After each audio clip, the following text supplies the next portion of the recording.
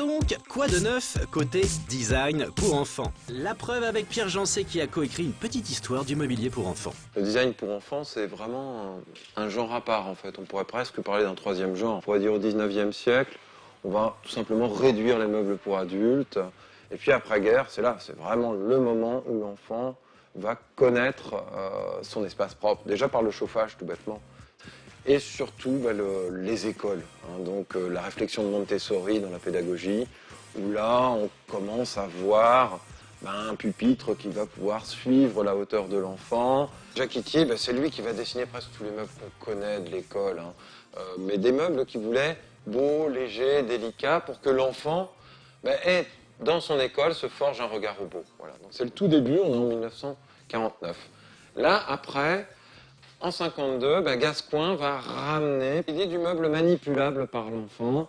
Alors je vous montre les trois positions, quand il est grand, quand il est moyen et quand il est petit. En 72, Luigi Colani va nous faire un meuble là, totalement manipulable. Déjà, il est beaucoup plus léger. Alors on peut s'asseoir comme ça et écrire dessus sur la petite tablette, ou au contraire, on le retourne.